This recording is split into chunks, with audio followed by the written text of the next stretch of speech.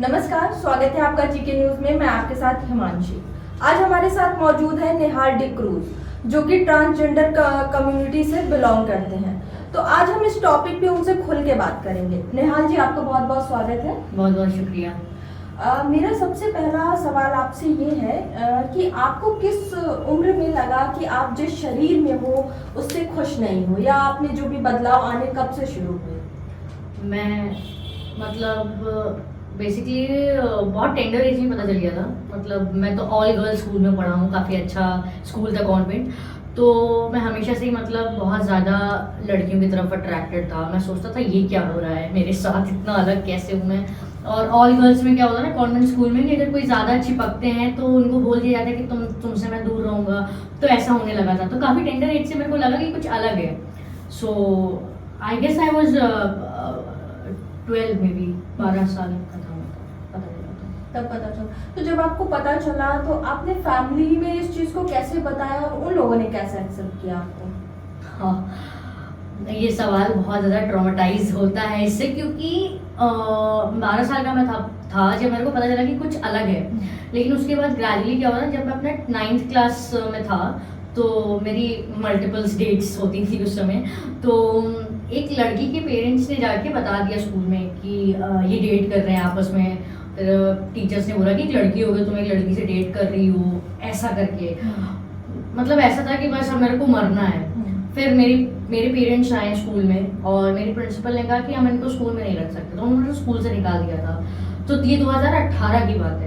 और 2018 में जब मेरे पेरेंट्स को पता चला कि ऐसा कुछ है, तो पापा बोलते हैं कि ये पागल है, वो ये दिमाग का वहम है और तुम्हें मैं दिखाऊंगा ये वो।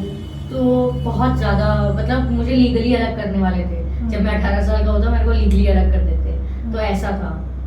तो मतलब फैमिली को आपने कैसे समझाया, कैसे? आपके लिए सारी चीजें मुझे पता है कि बहुत मुश्किल रही होंगी, क्योंकि फैमिलीज का क्या होता है कि एक माइंडसेट होता है कि लड़की हो तो तुम लड़की ही रहोगे, लड़के हो तो लड़के ही रहोगे। अगर हम कभी भी ऐसी भी कोई भी बात करते उनको लगता है कि नहीं, तुम्हारे अंदर वहम है, ऐसा नहीं है। तो उन सब चीजों को से आप कैसे बाहर निकले?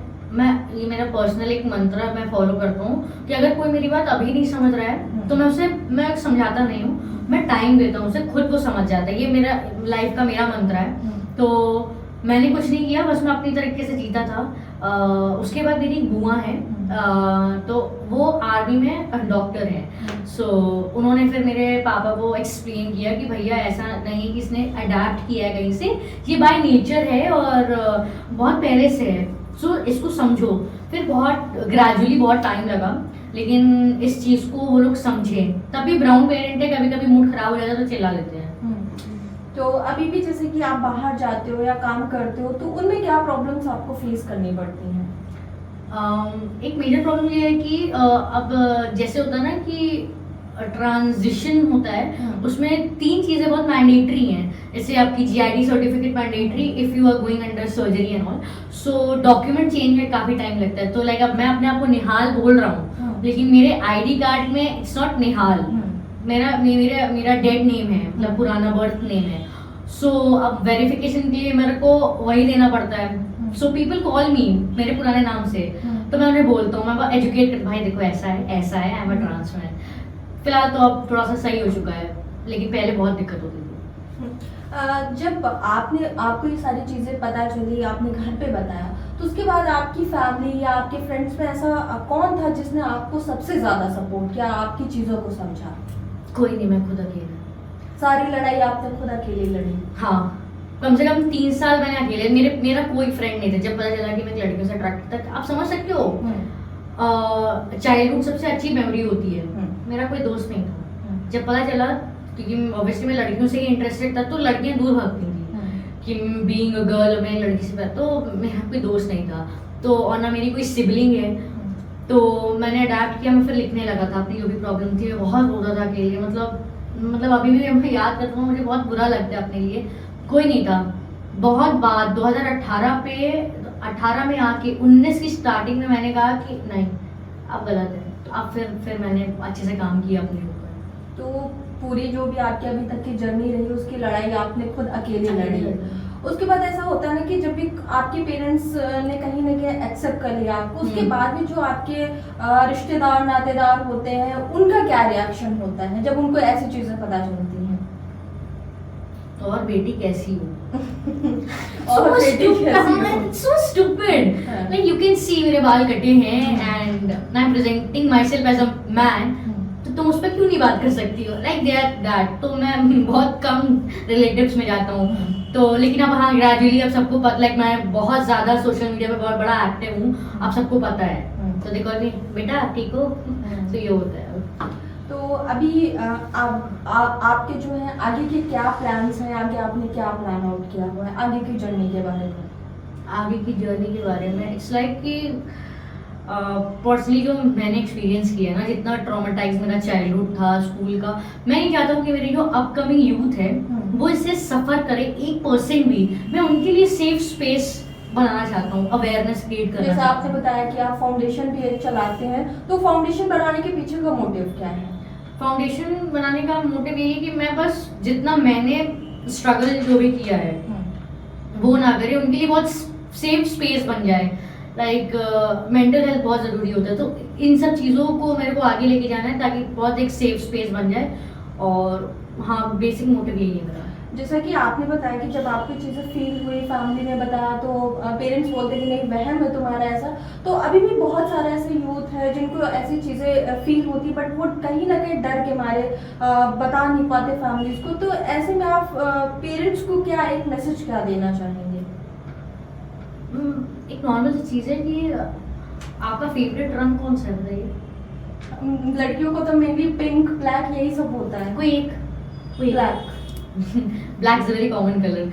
एल्स अगर मैं आपको बोलूँ कि ब्लैक कलर आपको पसंद है, अगर मैं बोलूँ कि आप अगर ब्लैक पसंद कर रही हैं, तो ना ही मैं आपको कोई जॉब अपॉर्चुनिटीज दूंगा, ना ही आपको स्कूल में दाखिला दूंगा, ना आपके पास कोई दोस्त बनेंगे जस्ट बिकॉज आपको काला रंग पसंद है.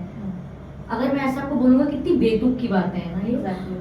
आप समझिए कि उसे क्यों पसंद है ब्लैक कलर. तो ये पेरेंट्स को भी जाता है कि आप एक बार समझने की कोशिश करो.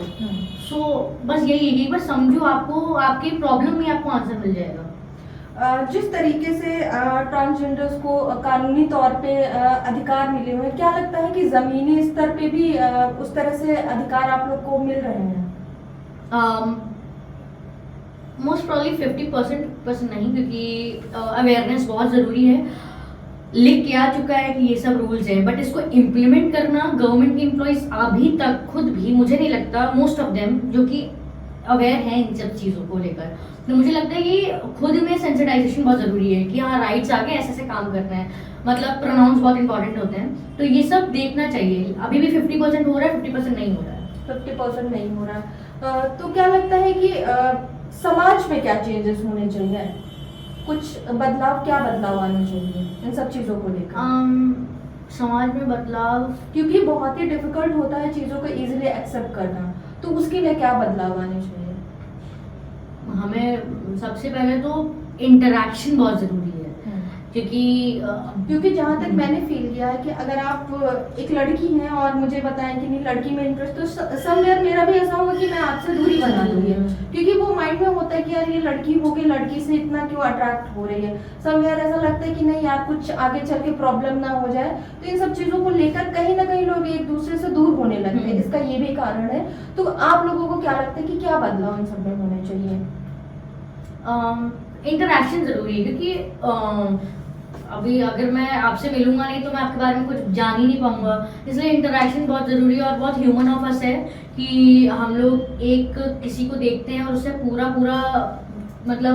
उसका खानदान जज कर लेते हैं कि अगर वो ऐसा है तो वो भी ऐसा होगा. सो ये बहुत एक गलत चीज़ है. सबके अलग अलग रोल और सबकी अलग पर्सनालिटी होती है. तो मुझे लगता है सबसे मिलना चाहिए और बोलने से ज़्यादा सुनना चाहिए. आप जब सुनोगे ना, मुझे ऐसा लगता है कि जब ऐसा पता चलता है तो उस एक पर्सन को आदमी निग्लेक्ट करने लगता है फैमिली में. ऐसा आपने भी कहीं फेस किया? हाँ, मतलब पहले तो होता ही था.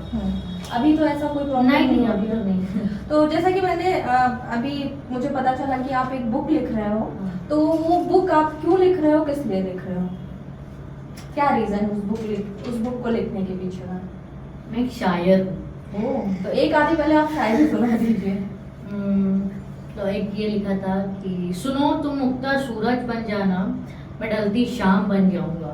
सुनो तुम उगता सूरज बन जाना, मैं ढलती शाम बन जाऊंगा, तुम बस मुस्कुराती रहना, वजह मैं बनता रह जाऊंगा। जब रात में नींद ना आए, नींद ना आने की वजह मैं बन जाऊंगा। तुम मेरे किताब का एक अच्छा सा पाठ बन जाना, मैं उस पाठ का खूबसूरत सा किस्सा बन जाऊंगा। सुनो तुम बनी रहना, मैं तुम जैसा बनता रह जाऊंगा।